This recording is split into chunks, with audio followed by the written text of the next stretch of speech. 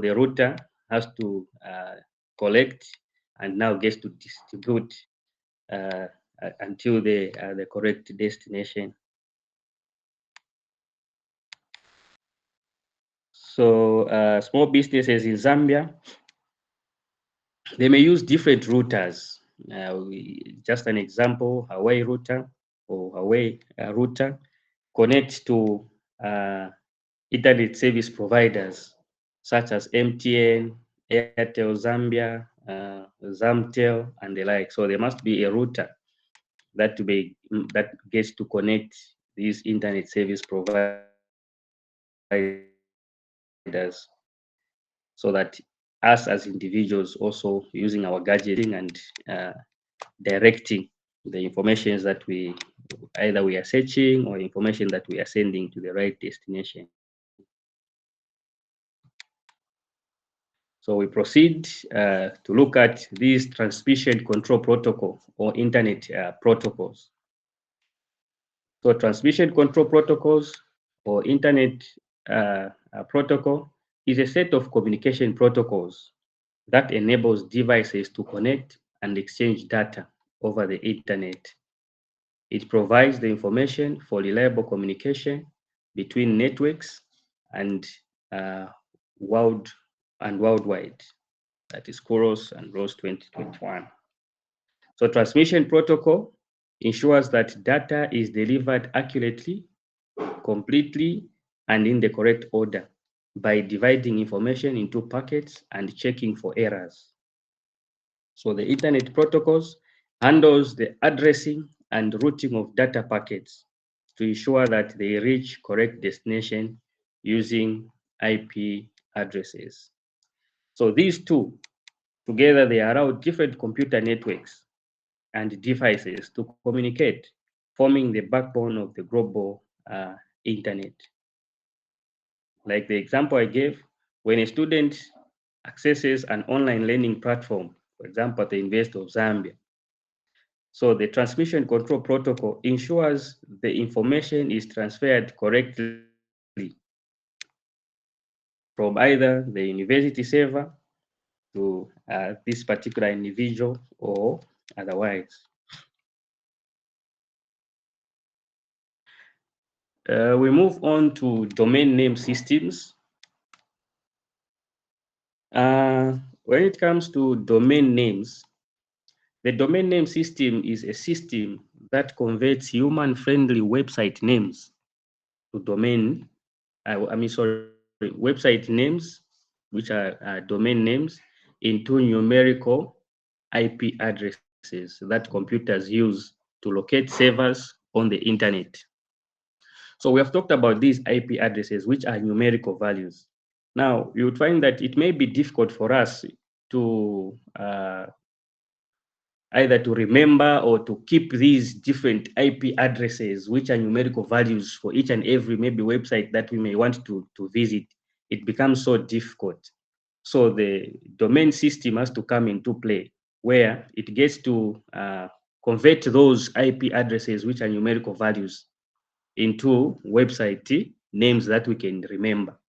But what usually happens in the system, it assigns those names, they assign the IP addresses, which are numerical values. But for us to have easy access and easy to remember, we get to use the actual names for these websites. So domain name system allows users to access websites using names such as www.unza.zm instead of remembering complex IP addresses. That's like I mentioned. When a user enters a website address, the domain name system finds the corresponding IP address and directs the request to the correct web server. That is according to Studies 2020. So when user accesses websites such as www.unzazo.zm, the domain name system translates the domain name into an IP address, enabling users to connect to the correct server. So this is what usually happens. If we were able to remember the IP addresses we are not going to be using these www.what, but because it's not easy, the domain name system comes into play to ensure that we are able to access the correct website using the domain name. So one of its importance, uh, it improves customer access to online services by making business websites easy to find. It supports e-commerce, digital market. Just like I mentioned, it becomes easy for us to have access to a website and get to search for whatever information that we are trying to search. So it supports e-commerce and a digital market. So basically, that is about the domain name. That's why we get to use these domain names such as www.unzazo, www.whatever, and so on. So we move on. We we look at the World Wide Web, the WW. So the World Wide Web is a global system of interconnected web pages and digital resources accessed through the internet using web browsers such as Chrome, Edge, and Firefox. So these web web uh, web World Wide Web, they enable us using our search engines. I know each and every one of us, we have different search engines. Others right now are using Chrome, others are using Edge or Firefox. So we are able to have access to different web pages, excuse me, different web pages, and get whatever access or information that we try to get. So the web uses technologies such as hypertext transfer protocol, HTTP or HTTPS, and hypertext markup language, HTML, to allow users to access and share information online. The World Wide Web was invented by Tim Berners-Lee in the 1989 and became a major driver of global communication, e-commerce, education, and digital business transformation. That's according to Berners-Lee, 1999. An example, we continue using University of Zambia, okay? We are university students. So organizations such as University of Zambia, the Zambia Revenue Authority, commercial banks, they use websites to provide online learning, for example, for University of Zambia, tax services, the Zambia Revenue Authority, and the digital banking services, commercial banks. Right now, we have even migrated. When we talk about banks, we are no longer using checks, and because of internet and because of the web, we are able to do online banking activities, and we're able to make transactions online. So when we talk about the HTML, formats and structure web page content, that's what it does. Then the HTTP governs how browsers and servers exchange data. We move on to internet governance and services, where we look at who coordinates the global internet, how information is found online, and everyday service it supports. So when we talk about internet governance, this refers to the policies, the rules, standards, and institutions that manage the development, operation, security, and use of internet globally. And this information is according to Internet Society 2023. So it involves governments, private companies, technical organizations, and civil societies working together to address issues such as cybersecurity, privacy, access, domain names, and digital rights. So key global organizations involved include the Internet Corporation for Assigned Names and Numbers, which manages domain names and IP address coordination, and the Internet Society, which promotes an open and secure internet. So the Internet Society promotes open and secure internet. When we trickle it down to our country, Zambia, we have got ZICTA. So in Zambia, the internet governance is supported by Zambia Information and Communication Technology Authority, which regulates electronic communications, manages ICT standards, promotes cybersecurity, and protects consumers in the digital environment. So effective internet governance creates a secure and reliable digital environment that allows businesses to adopt e-commerce, do online banking, crowd service, and other digital information. So there are these either global organizations that helps. There are those that signs domain names and coordinate the IP address. There are those that support open and secure internet. And in Zambia, we've talked about ZICTA that manages ICT standards and ensure that we are protected as we save the internet. And they provide other guidance and how we are supposed to use this particular internet and not to abuse it.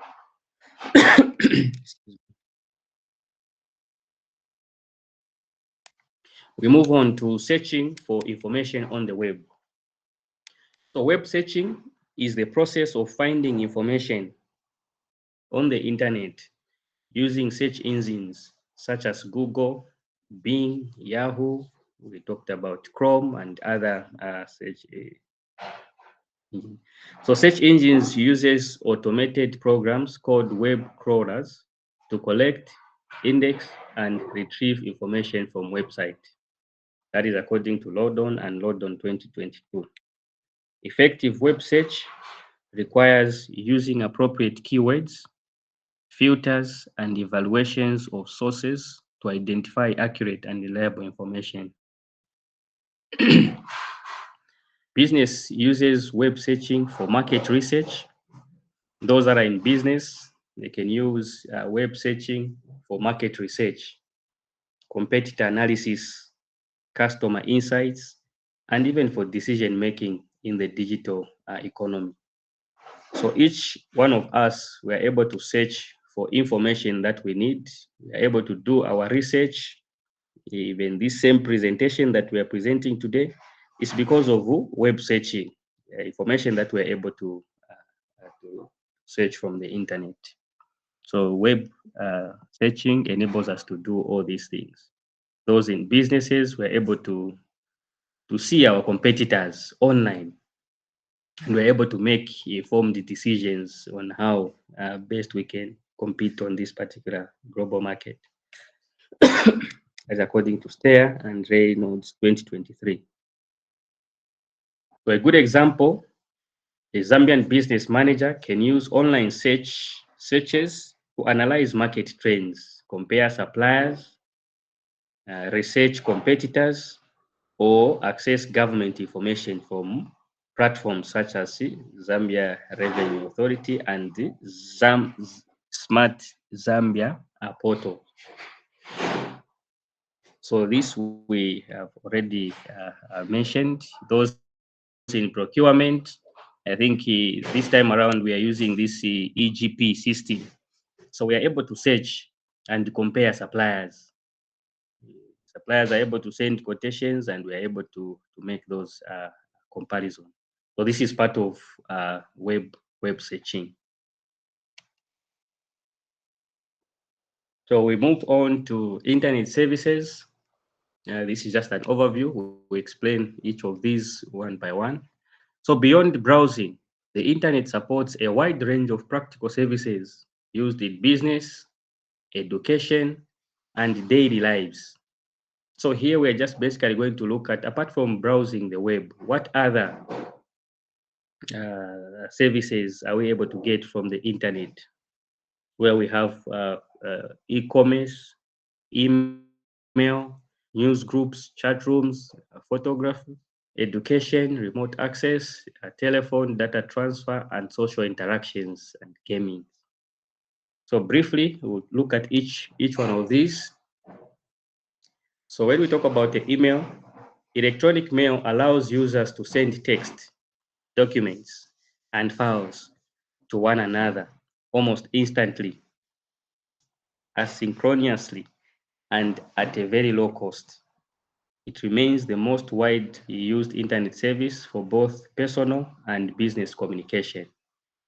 Just like I mentioned, through the internet, if somebody is in procurement, is able to receive via email the quotations. The invoices are able to be sent via email. And even us who are doing e-learning, we can receive our assignments even via email. So these are some of the other services that we get to do on the internet. There's also news groups, online discussion forums organized by topic where users post and read messages on shared interest. So people are able to form these groups and discuss online. Then there are chat rooms, real-time text or multimedia conversation, space where multiple users interact simultaneously, supporting both casual conversation and structured group collaboration. The other one is to do with e-commerce, where people are able to do businesses and market their products, sell their products, make payments for goods and services. I think most of us who have done a lot of businesses online. So it's because of the internet that we're able to do all these other services. At the same time, we're able to share photos. That is photo sharing platform. Let users upload, store, organize, and share images, supporting both personal use and professional photograph businesses. The likes of Chela, yeah, they use their skills and able to share the photos with the entire nation. So in terms of education, we talk of e-learning platforms. So the University of Zambia has provided us under distance to have access to e-learning platforms and be able to do our courses online. And the digital libraries give learners worldwide access to instruction and resources beyond the traditional classrooms. Then there's also remote access that allows users to connect to and control a computer or a network resource from another location, supporting telecommuting and remote technical support. I think issues of to do with their remote access, people are even able to install cameras at their workplaces. You are not there, but you are able to see what is happening. So that is one way that we can say to do with the remote access. Then telephone, voice over internet protocol carries voice calls over the internet rather than traditional phones. Yeah, so data transfer, file transfer protocol, and cloud-based services let users upload, download, and synchronize files of any size between computers across the internet. So we're able to share files. Then also social interactions.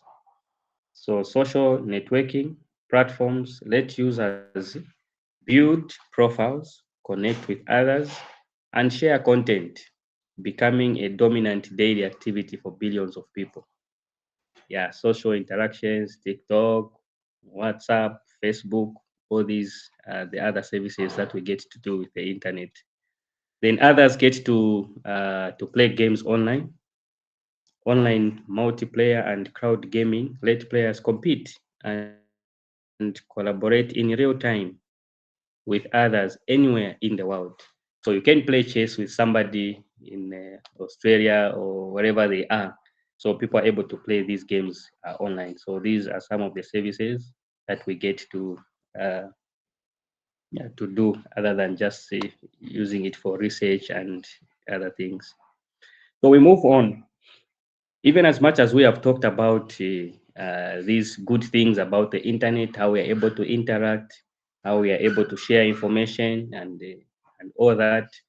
This internet comes also with some challenges. So we're going to look at the challenges the internet poses and the value it creates for organizations that uses it well. So the internet problems quickly, I know at some point, those that were presenting group one, they did some of these challenges or disadvantages of the internet. So one of it being the security threats. Threats, malware, hacking, phishing, and denial of service attacks can compromise systems, steal data, and disrupt services. So the malware attacks and the hacking issues, they may get to compromise our systems or even steal data and disrupt services. So that is one of the challenge or the problem that we get to face. Then there are also issues to do with privacy concerns. Personal data collected through online activities can be misused, shared without consent, or exposed through data breaches. So that is another challenge. Then also misinformation. False or misleading content can spread rapidly. Today I may stand and say, oh, this has happened in Zambia. Everyone is on or is online, and they would get to believe that. So because of internet, we get to be misinformed or mislead others. Then issues of reliability and congestion.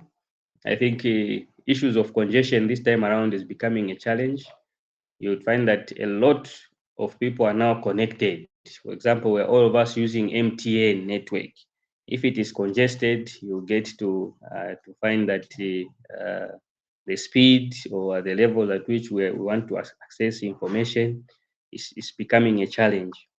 So network outages, server downtime, and bandwidth congestion can disrupt access, especially in regions with the limited infrastructure. Just like I've mentioned, even at the University of Zambia, if every student gets to be connected at the same time, we find that the speed of that particular network gets to be reduced and gets to disturb the access. We may have challenges in accessing the information. Then the other is the digital divide and equal access to connectivity and digital skills leaves an estimated of about 2.2 billion people offline worldwide. So there are others in rural areas because they do not have internet access there. They may not have access to internet. It's not everyone. It's not every place. For example, even in this country, it's not every place which has got access to internet. So this becomes a challenge. Others are using internet to do their market research, to sell their products, but in other places, there is completely no network. So this gets to create this digital divide. Excuse me. Then cybercrime, online fraud, identity theft, and intellectual property theft creates financial and legal risks for individuals and organizations. Yeah, so these are some of the challenges. Moving forward to business value of the internet. So internet has brought, it has enabled us to do things that we were unable to do. So we want to look at this value of the internet in the business circles. So we find that organization uses the internet to reduce costs, to reach new markets, and improve on how they operate. So the first one, cost reduction. So the coming of internet in our businesses leads to cost reduction. So electronic communication, online transactions, and the digital documentation cuts paper, postage, travel, and labor costs. I gave an example of us migrating from issues of using the checks. When we were using checks, you would need to travel to the bank to go and clear that check. But this time around, you just sit in the office and make those transactions. So such costs are cut down. So this is one of the business values that we get to benefit from. The other business value is to do with market research. So businesses can reach customers globally rather than being limited to a local geographical markets. Today I may sit and advertise my products on Facebook, on WhatsApp, and people will be able to see the products that I'm selling. I'm also able to see my competitors and find better strategies of doing the business. So that is the other benefit or the value of the internet in business. The other one is the operational efficiency. So internet-based systems improves supply chain coordination, inventory tracking, and internal communication. Customer engagement. So websites, emails, and social platforms let businesses interact direct with the customers and gather feedback in real time.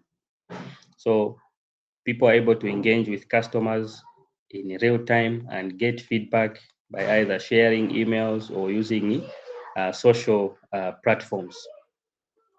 So a lot of small businesses, they are making use of this internet, and people are able to communicate with uh, either their customers and the business owners.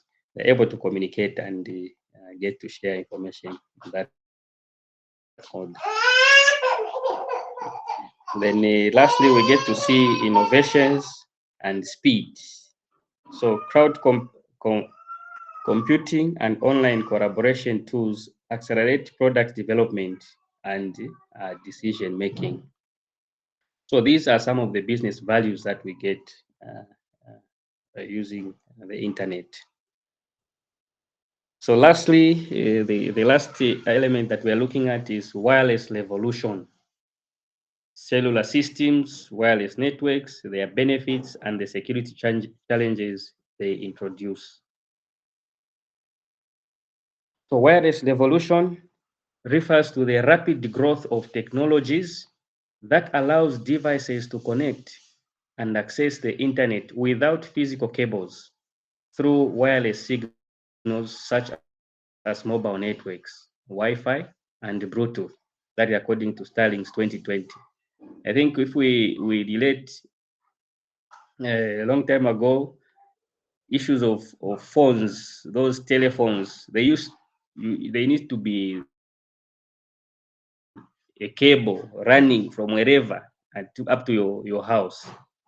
But this time around, because of these wireless revolutions, we are able to get to connect without the physical cables. So we're just using either Wi-Fi, we can use Bluetooth to connect between a device and another device. Don't need cables.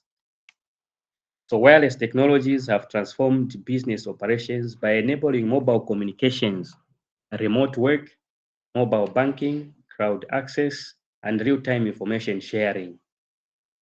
So the growth of smartphones, 4G to 5G networks, I think we are always moving from previously we are using either 2G, 3G, 4G, now 5G, and wireless devices have increased digital connectivity and supported the expansion of the digital economy.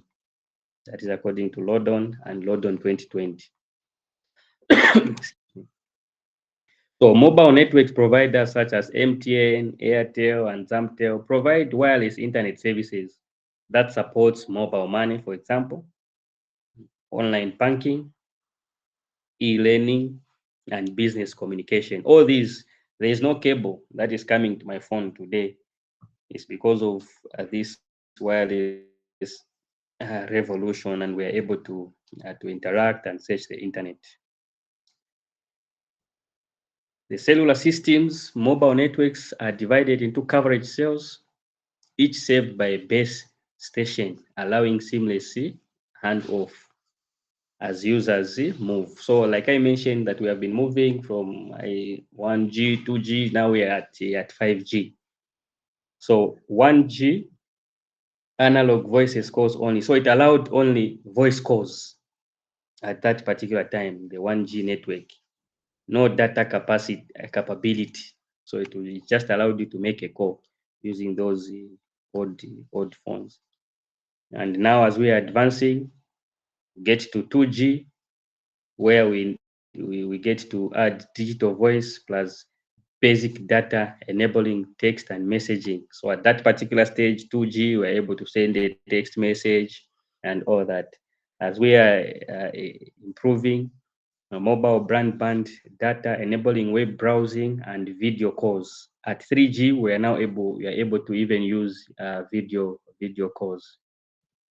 Then at 4G, where we're now talking about high-speed broadband, supporting streaming and app-based mobile life. So here you're even able to watch a video online using a 4G network or cellular system. Then now the last one, which is the 5G, where all of us were now migrating, very high speed, low latency, supporting smart devices and advanced applications. So this is also part of the growth of these internet systems. So we get to move from 1G to 5G. So today, no one can still remains at 1G where you're just using a phone to make a call. So we are advancing. So we move to wireless computer networks. So the local wireless networks connect computers and devices without physical cabling, typically within a building or a campus, according to Starlink's 2020. So when we talk about the Wi-Fi, it connects devices to a local network and the internet via wireless points, typically within maybe 30 to 100 meters radius. Then we also have Bluetooth. These are wireless computer networks. So Bluetooth, short range. This supports short range technology for connecting nearby peripherals such as keyboards, headphones, and printers. This time around, even these earphones or whatever we call them, you find that they don't have that cable, but we're able to use the Bluetooth to connect your phone to the earphones. Then we also have wireless mesh, multiple access points, relay signals to one another, extending coverage across buildings and campus. Then we also have satellite internet, provide connectivity in remote or rural areas where cable or cellular infrastructure is unavailable. So through the satellite internet, we're able to connect still without using cables. So these are some of the wireless computer networks. So benefits of wireless networks. What do we get to benefit from these? Mobility and flexibility. Users can access information and services from different locations without being restricted by cables. Other benefit, cost savings. Wireless networks reduce the need for extensive cabling infrastructure, making installation and expansions easy. Improve productivity. Employees can communicate, access data, collaborate remotely using mobile devices and wireless connections. That is according to London and London 2022. So easy scalability. Organizations can quickly add new users and devices without major infrastructure changes. Supports support for digital transformation.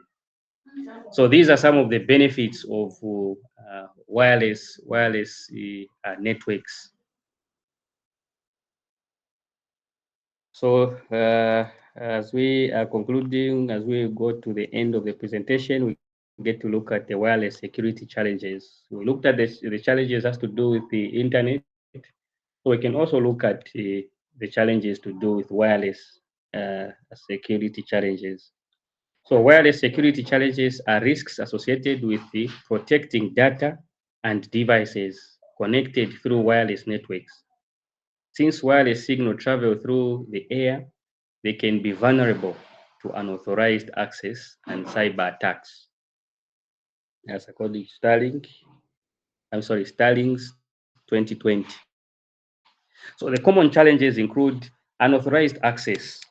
So attackers may gain access to wireless networks if passwords and security controls are weak. So here, this is where we get to be advised to use strong passwords and also to be able to change passwords time and again, just to avoid unauthorized access. Then data interceptions. Hackers can capture sensitive information transmitted over insecure wireless connections. I think people are getting sophisticated, so people are able to intercept, hack your system, and get sensitive information.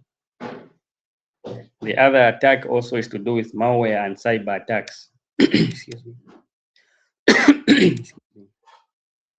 So wireless devices can be targeted by viruses, ransomware, and other security threats. So wireless networks may be vulnerable at some point to cyber attacks, even to viruses. As we interact with the internet and share information wirelessly, we may get to transmit those threats or viruses. The other challenge is weak authentication. Poor password practices can allow criminals to access organizational networks. So just like I mentioned, we need to have strong passwords and maybe even changing passwords time and again. Then lastly, we have got privacy risks. Loss or theft of mobile devices can expose confidential business information. So you may get to have a device that is already connected to a network. If that device is stolen, still somebody can use whoever that may steal that particular phone, they may still have that access to that wireless network and be able to hack or intercept, like we mentioned on. So these are just some of the challenges that wireless security gets to face. In summary or in conclusion, come to the end of the presentation. The internet grew from a 4-node research network in the 1969 into a global infrastructure connecting over 6 billion people.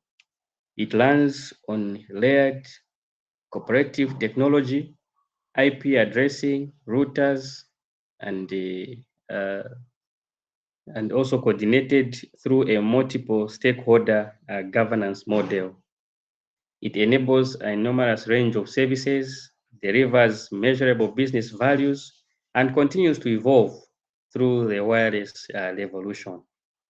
Realizing its full benefit requires managing real challenges: security, privacy, reliability, and the digital divide. So we have come to the end of the presentation. These are some of the references that cited, and we say this is the end of our presentation, and thank you for your attention. In case there are questions, I think the group members are available and will be able to attend. Thank you so much, Professor. I end my presentation.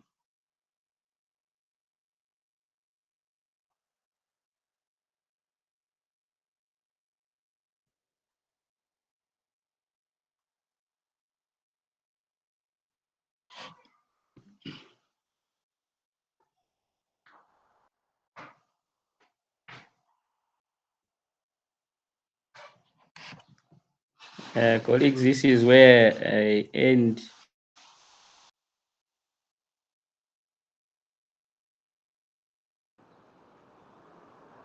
Thank you. Well presented.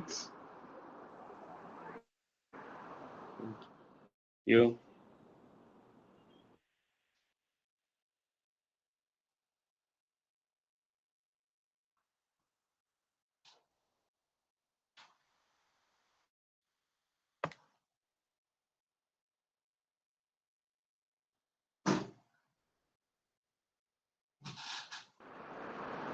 Every professor has a challenge with internet. Huh?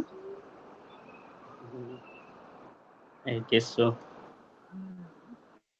Mr. Clement, are you there? Oh yes, I'm here. Okay, thank you so much. Yeah. Thank you. We don't have any questions, any contributions.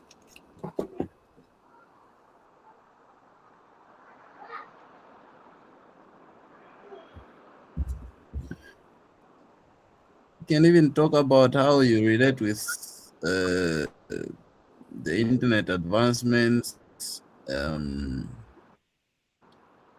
how internet has made work easy, any challenges that you've encountered, and all such things.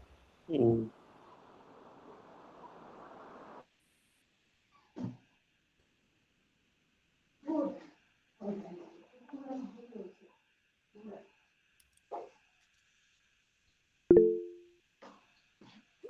Right. There's a Damkashia. hand. Mr. Wiseman, Yes. thank you for the wonderful presentation. It was Yeah. really good. I've seen that a lot of work went in with your group. I Oh, just yes, want to yes. seek clarification on the routers.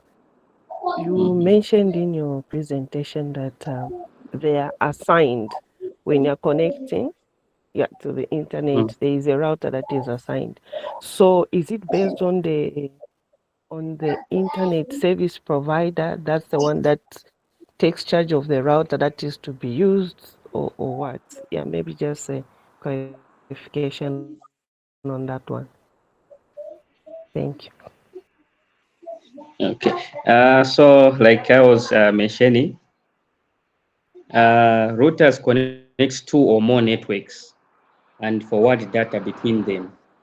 So it enables devices on a local network to communicate with other networks, including the internet. So sometimes we may have our own router, for example, at your house, you put a router there, then it means that is the router that is going to be used to connect other devices or send information. But if not the router, then it means our internet service providers, for example, the internet, we get to use their router as we are surfing the internet to send information to the router, and then it gets to disseminate.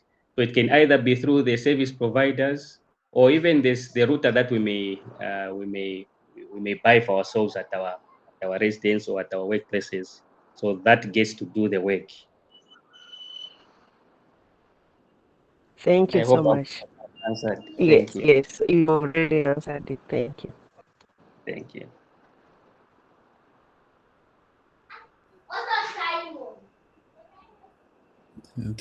Thank you, Madam Kashia. Any other questions, contributions? Yes, Mr. Gaspar. Yes, good morning, everyone. I just Good wanted to morning. add on the response that Mr. Wiseman gave regarding the question Madam Kashia asked. So just to add on what he said, so when you have a router at home or anywhere, Mm. the primary function of the router is internet accessibility for the web itself. So for Mm. instance, if you buy an MTN router, the access, the internet access goes through your service provider, which is MTN, and then you connect devices to the router. So your router is like your gateway to the internet, and then the router will give a specific IP address. I think he mentioned the IP addresses in the Yes, it presentation. did. Yes, it did. So this is a unique identifier for your gadget, and that is why in forensic investigations, someone may have your password, but use a different gadget to access whatever information they have. The first thing they'll look for is which IP address, the IP address for your gadget, and the IP address from which that information was accessed. So the router also gives a specific IP address which identifies a particular gadget. It could be a phone, a mobile phone, it could be a tablet, or it could be a computer or a PC as it were. So the router is able to assign these to your gadgets as a security measure as well, in case there's a breach somewhere. Someone wrongfully accessed certain files using your network. They may say, Madam Cashier, this thing came from your router. So you are the owner of the router, so you'll be the primary suspect. But then through investigation, through Zicta and other enforcers, they will have to pin down to the actual gadget. Who was the owner of that gadget that accessed that information through your router? Yeah, so I just thought of adding on to that. Thank you so much. Thank you so Thank much, you, Mr. Gasa. Gaspar. Well explained. Thank you. Thank you, Mr. Yeah, Gaspar. that is very critical. Thank you. Thank you for that explanation. And that is why the gadget or the node that you use are very critical. Whichever site you access, we should be able actually to get down to the actual node or the actual PC or actual a smartphone that was actually used. So thank you so much for that input. Thank you for that question. Yeah. So Mr. Wiseman, coordinating. We are still getting clarifications, questions, and then answers. Let's continue before we get to the next presentation.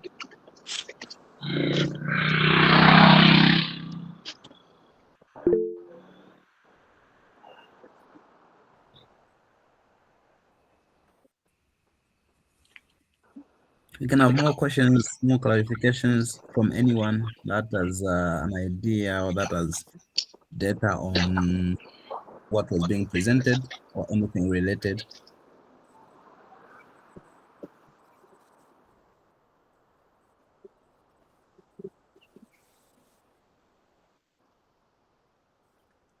Right. Did you make mention of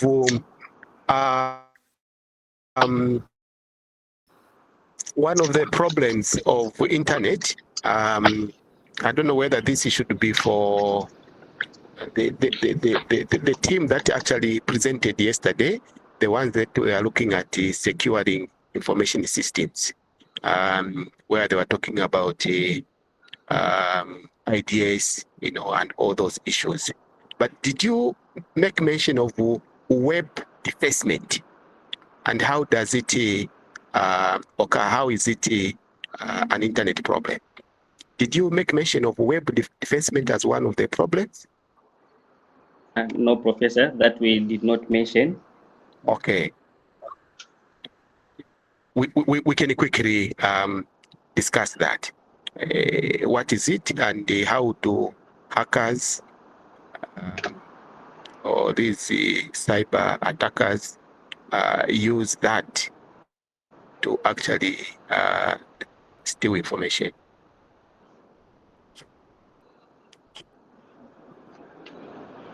Anyone who wants to comment on web defacement?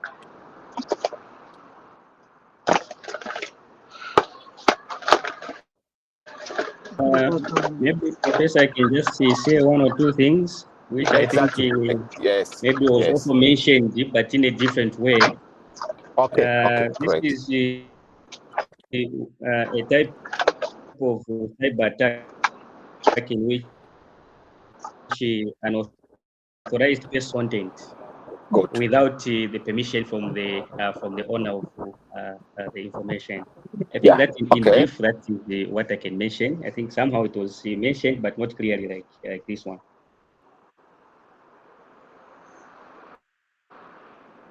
Yeah, I think in brief, Professor, I end there, where somebody just gains access to a website and changes its contents without permission.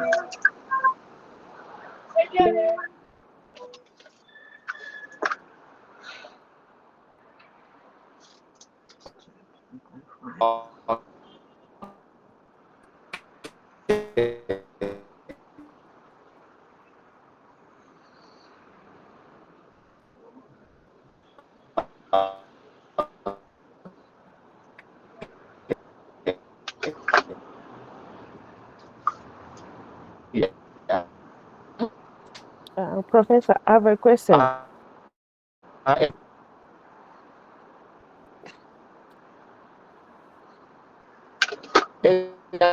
think the professor's line is breaking. I don't know if it's just me.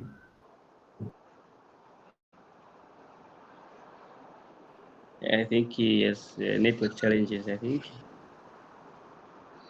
Okay, maybe Mr. Weissman and the team. I wanted to find out when Professor talked about web defense or so.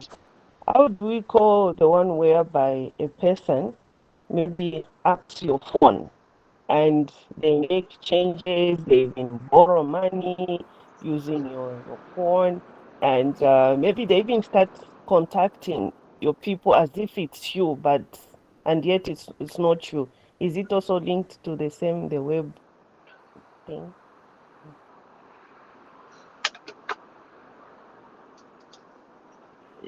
Yeah, I would say yes, because they are making those changes without you knowing. So for me, I would say yes, it comes to the same issue that the professor has mentioned, issues of web defacement. As long as they are gaining access and they make changes either to the content or the image or whatever without permission, that leads to the same. I think that's what I can comment. All right. Yeah. Any other comment? So that is why it's important. I've seen sometimes you know, especially in Africa, if you are working for a prestigious company or a prestigious entity, I remember in those days, Zamtel was one of them. I don't know whether it's still, but it was one of those entities that people got look for to work. Entities, we are talking about Zambia, like ZESCO, okay? Entities like MBAZ. When you hear somebody works for ZESCO, somebody works for MBAZ, yeah, those were regarded as high-paying entities. And this you have seen in most cases down there, they only employees email.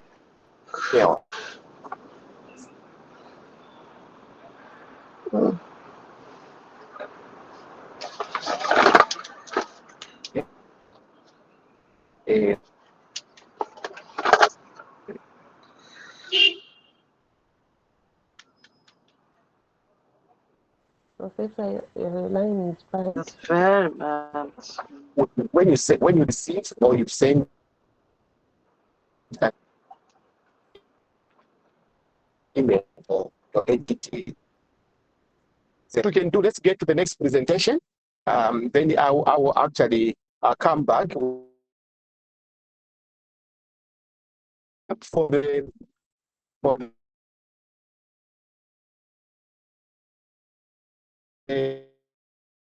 Mr. Weissman and the team. Let's come for them. Thoughts. I was just giving an example on how we make ourselves vulnerable, where attackers or hackers, they can actually use a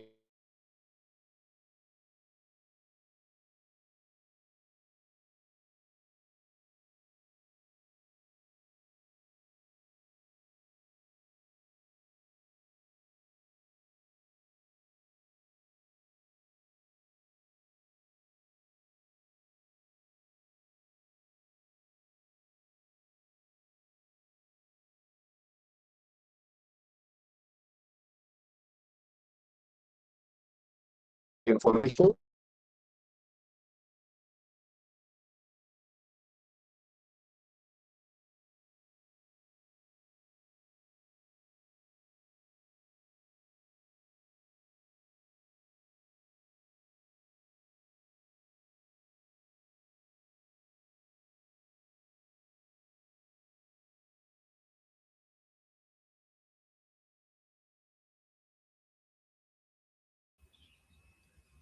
Hi, are we able to get Professor? No. No, it is bad network. Yeah, I think he's got network challenges. So I don't know if he can get me. He's saying we're Yes, we going can to get you. We can get you back on it. Yes, now I can get you.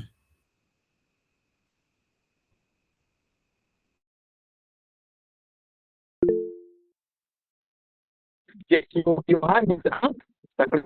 Yes, Professor. It was when you said we're going to the next presentation and just looking at the time, most Okay. presentations. Can you get me? Yes, I can get you. I can get you. Colleagues, can you get me? I can get you. I can get you. Okay. Okay. I'm saying, looking at the time, you said we're going to the next presentation. Most presentations have been, on average, taking almost an hour, and the class is supposed to go at up to 8:30. So I wonder if we can still go into the next presentation, looking at the minutes that are remaining. Yeah, the idea is not to, when people begin their presentation, the idea is not to finish. They can leave it halfway or wherever they will reach, and then we pick it up from there next time. But maybe perhaps if the internet has improved, maybe let's exhaust only the internet so that next time we don't get back to it. Okay, I think that's better. Yeah. So again, you have done a very good job. You did your research very well. I'm satisfied. I'm happy as an individual. However, I also expected you to also follow the guidance that I gave the other group. Okay. As regards to internet, really, you have mentioned that where we have reached now, colleagues, it is becoming almost impossible for one to operate effectively and efficiently without internet connectivity. Even when we get to rural areas, where in those days it was a nightmare to have internet connectivity, you can see that the facilities, okay, we are, even in the rural areas now, they are able to receive what are known as the e-facilities. They are able to benefit, from e-governance and so on and so forth. So we are going to benefit a lot if you give us the trend in terms of internet penetration, especially in rural areas. Okay. I want you to comment. I would like you to comment. You have seen the current strategy being used by FRA. I don't know whether most of you have been following. We are discussing these issues as in reference to remote and rural areas. Okay. Is there anyone here from FRA? There are some modalities that they have put up in place, and then they're saying farmers will be getting paid either through the phone, or they have to open their bank accounts and all those things. What would be your comment as regards to what we are discussing here? What are the penetration levels in the rural areas, and how realistic it is for them to access some of these services.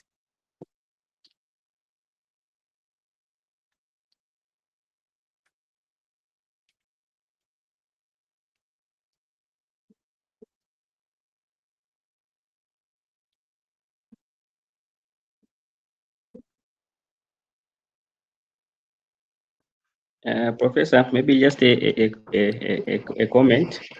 Yes, please. I think one of the contributing factors in rural areas now, even areas where they never used to have network, they are able to have a network now. At least they can use a phone. And when it comes to FRA, if I remember last year, for example, people were even just able to receive a code after they do their registration. They receive a code and be able to redeem. Not FRA, sorry. These other cooperatives, they were able to redeem for their fertilizer and the like. It could be not a smartphone, but at least because of network access in their areas, they were able to do that transaction and make and be able to redeem for their inputs, their farming inputs. So through access to internet in the rural areas, they are slowly getting there, and others now are able to have smartphones and they're able to do these things that we have explained today. So really, for me, I'm putting it on the network coverage, the expansions in the network coverage, that is slowly now enabling them to come on board even in the rural areas. Because these network providers, I think they're doing their best by extending network access to even the remote areas.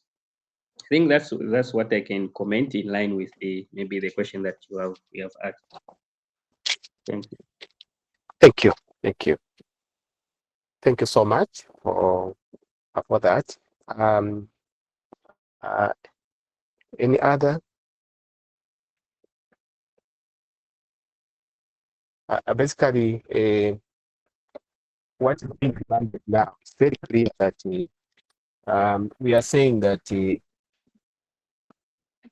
our services or government services, they are actually linked to internet connectivity. For obvious reasons, for efficiency, easy access, and also one of the worries that the government has had is fraud and corruption. So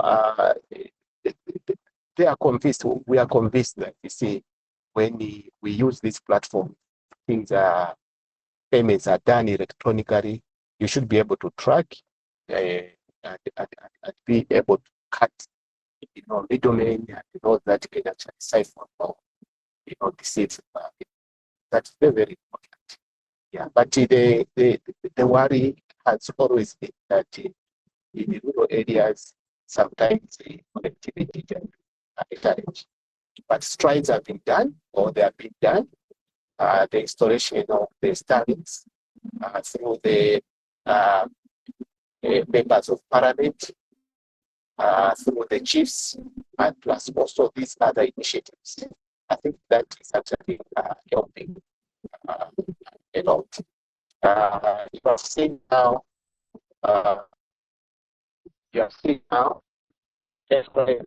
before they that time, they're encouraging farmers, say, you need to submit your phone number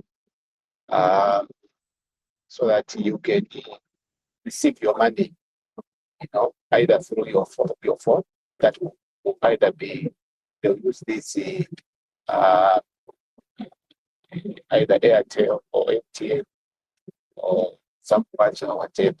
It's a good thing. But within that, I think the farmers, they need also to be protected. Okay, because people, they may take advantage of that. We used to see it for a visit where people, they were actually submitting, different phone numbers. And then the details are for a very different person. So the beneficiaries in most cases were not actually the ones that were intended. So those are some of the challenges that we may be facing. Then others, because of lack of internet, find that maybe they are in rural areas, money has come through, they would be able to see the message until maybe after some time when they get to the nearest warmer, that's when they be able to access those issues. But he ultimately, I think it's a good thing. We have to ensure that we move in that direction. We shouldn't be afraid. Let's move in that direction because it's actually healthy for all of us. The internet platforms and whatever they have come to stay. So that is very, very important. You also mentioned something, and I thought that maybe you put that as an example. Smart Zambia, they are, linking government departments and ministries. I don't know whether you followed it through. In the past, even aid, it was at ministerial level. If you checked, Ministry of Local Government, it appears they had also their own financier. Okay, even the vehicles that were being donated, they were from a particular country. And also they had given them their own system to use. Okay, if you go to Ministry of Agriculture in those days, again, it appears they had their own prominent financiers. And even the vehicles that were being donated, they were from that particular country. And even the M&E system they were using, it was dictated by the same with these other ministries. So Smart Zambia now is trying to link these ministries so that it doesn't matter where that service falls, you can actually access it from anywhere, any ministry. Okay. Is there anyone here from Smart Zambia or somebody who has followed this through? What do you think could be some of the challenges that they are facing in terms of linking these different ministerial government services into the platform? I know there's the what do you call this one? The GRZ, what do you call it? The bus, whatever, where you can access all these other services. But I think it could be some of the challenges that farmers or citizens could be facing as regards to accessing these services, which have already been actually pledged or linked from different government institutions or ministries. Anyone with an experience on that, so that we can also learn something. We're just putting out of I personally went to a list of information and whatever they demonstrated and all those things. But on the ground, what do you think the challenges? And even from this past, how many of you are able to use the government portal where you can pay for your RATSA fees, you can pay for your rand rates, you can pay for all those things? Yeah, from this group, how many will actually share with us their experiences? Yes, Mr. Clement? Yes, Professor. Thank you. I've actually used that system quite a number of times, I think for some years now. And it's really being helpful. It makes everything easy because you can access almost all government services in one place, which makes life easier and very efficient, that you don't have to open so many tabs, go this side and go this side and whatnot. Maybe the only challenge that may be there is there are still some people that don't know to say there is that platform and how it works. And the other challenge that may be there is that logging in, there's a part when you go on that system, you have to Yes. go elsewhere again to ensure to authenticate that it is actually Good. you that is Yes. doing that. So if you don't know how to juggle between the two, you may find a challenge that this side is not really working. So it's just, I think, sensitization and making sure that the citizens know that there's that platform that can be used for every government service. Wonderful. Yeah. Thank you thank you very much. That is actually one of the challenges. Okay. Yes, let's get to Professor, me is a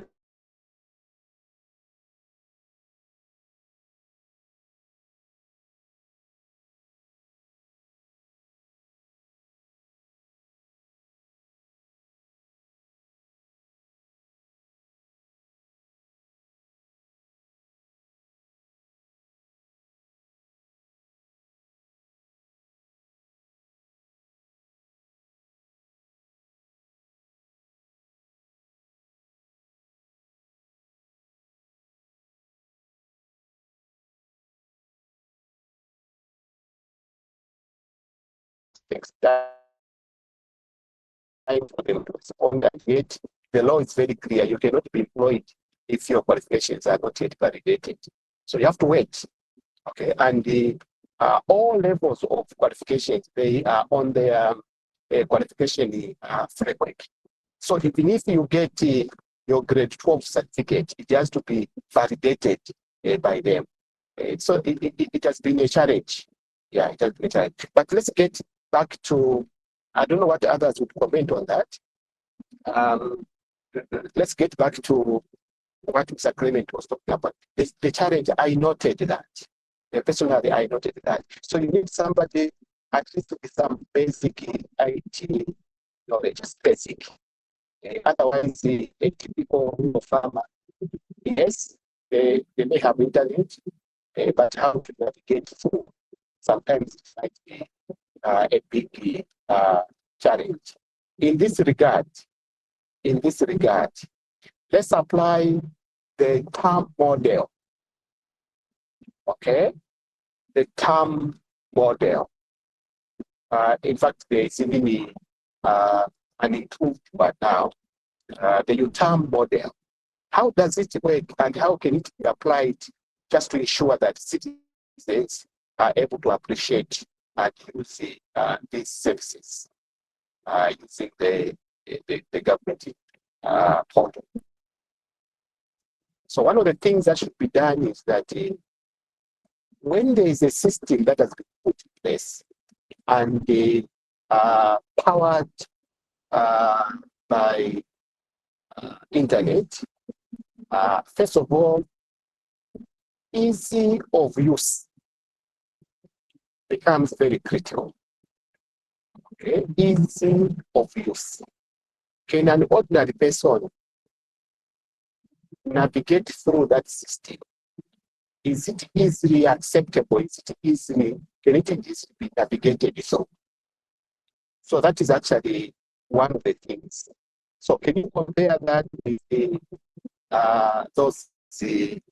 system? Let's compare that.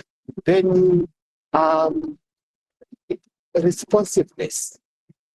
Okay, responsiveness. Leverage. Okay, leverage. There are other issues sometimes that may actually arise. There are other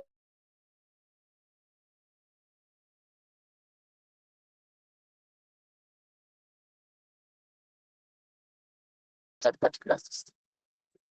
So it means that they need to do a lot of education, a lot of awareness, and sometimes you find that you are in the middle of doing something, maybe a transaction, and this is one of the challenges of the wireless network. I find that the service just goes, and then you are just maybe doing something. So sometimes it will actually inconvenience you. Okay. So in terms of reliability, it becomes a challenge also. The internet, most of the times, is not reliable. Whether it's from Airtel or MTN, depending on the product, in most cases, it's not very reliable. And also, citizens or people, they are prone also for these cyber attacks. Okay, they can easily be swindled. Remember, these attackers, they have whether the gray ones or the white ones or the black ones, they have got the same skills. Okay, they have got the same skills. So we thought that maybe these issues could have been mentioned in our presentation as part of the practical examples. My last question to you is the internet service providers. For example, when you are actually hacked, who should be held responsible? Is it you, or is it the internet service provider? Who should be held responsible? What would be your comment? The group that was presenting on this, they talked about the routers and all those things. So who should be held responsible?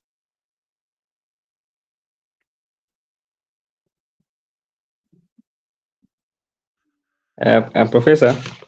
Yes. I think maybe I would say maybe an individual or an organization can be held responsible, looking at the security measures that you as an individual may have put across. We have mentioned issues of strong passwords and the other issues of how you can restrict the hackers. If that has not been done, then I think the individual or the organization which has been hacked may be held accountable or responsible for not putting in proper security measures to their internet systems. Right. I think that's how I can respond to it, Professor. Okay. Is there anyone with a variant view? Yes. Okay, I think, Professor, that depends on many circumstances and factors on whom needs to be held accountable. If the client or the user has taken all measures that are suggested to ensure that hacking or fraudulent activities prevented, then the network provider should be held accountable. However, if there's any contributory negligence from the client or the person using, then the client will also play a part in terms of who is held accountable. That is why mostly these network providers and systems warn you about certain things to say, if your card or your password is found in wrong hands, the network provider or the bank or the company providing the service won't be held liable. So if the scam or the wrong emanated from you losing a password or exposing your password or anything from your negligence, then you are the one to be held accountable and liable for any loss. Thank you. Thank you. So these questions should be answered in that context. So give a context, okay, and give a situation, and then you act. So there is nothing like one size fits them all. So you create a situation, create a context, and be able to give, just like the two colleagues they have given, you can see the context. They have given a context, and in that regard, both are actually correct, but not right. Okay, so please, when answering these questions at this level, give a context and discuss issues in that context. The other scenario is where we have the hybrid, both an individual and the internet service providers. They have got actually a mutual responsibility. Okay, they have got a mutual responsibility. That is why when there is a case and it has been reported to ZICTA, is there anyone here who can also share with us what are the basic procedural issues that ZICTA actually institute when they are actually conducting investigations? You have seen sometimes they have fined the internet service provider. It means that they found them wanting. Okay. Is there anyone here who can share with us the role of ZICTA in terms of safety on the part of the consumers?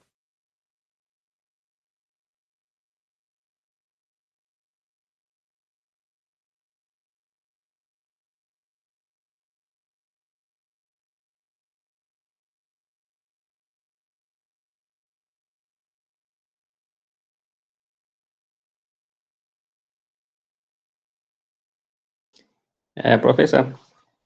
Yes. Maybe I may give a comment, which I also I think we gave part of it. I think one of the role for ZICTA is to promote cyber security awareness, to educate the public and business on preventing cybercrime and the other online fraud or theft issues. I think one of his role is to ensure that they educate us on these issues.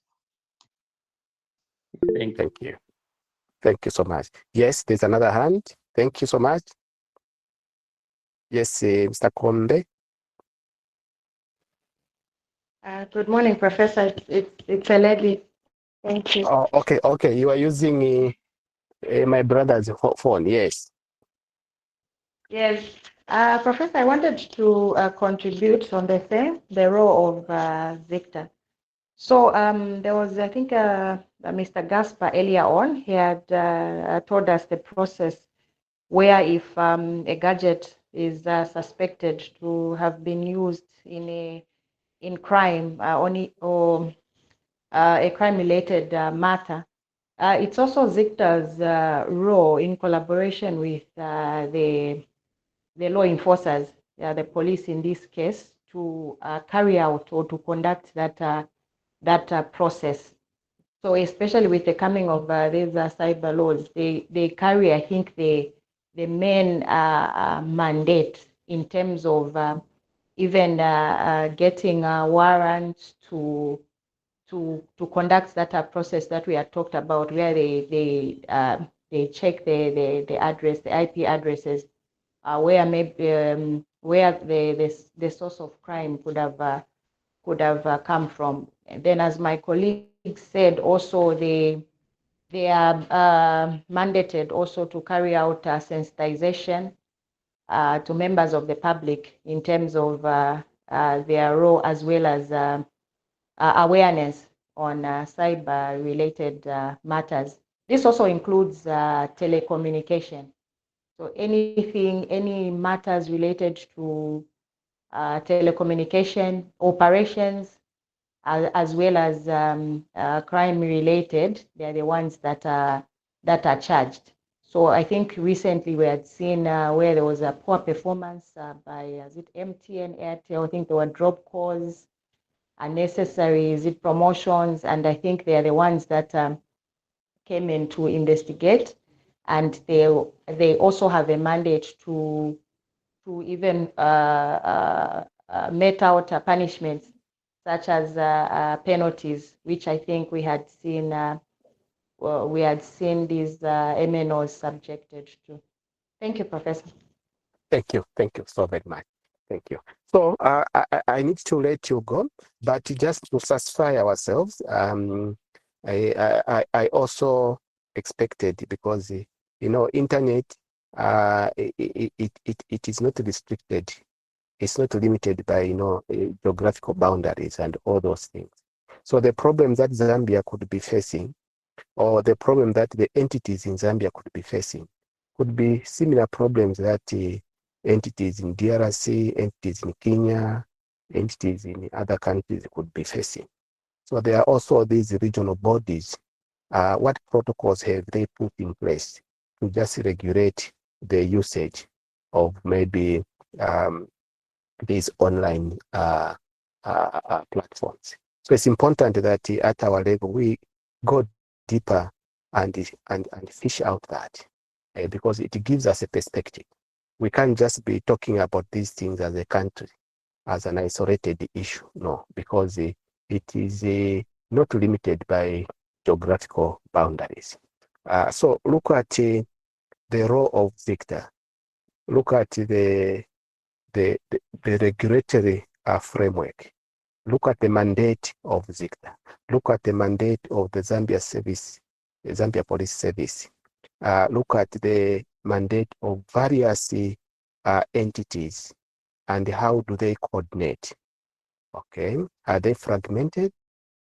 What do you think, you as a scholar? What would be your recommendation? Are you recommending that they remain fragmented, or how can they attain some convergence of some kind? Then from there, get to the progressive, acts. There have been, which were bills now, they were sent to different acts. Okay, they have been formulated. Okay, look at that. Then also go to the main constitution, the main law of the land. What is it saying? Okay, what is it saying? What about these professional bodies such as the ICTAs? What are they saying? That is very, very, very important. And then go to the regional, and then check the protocols, SADC protocols, for example. Go to the AU charter.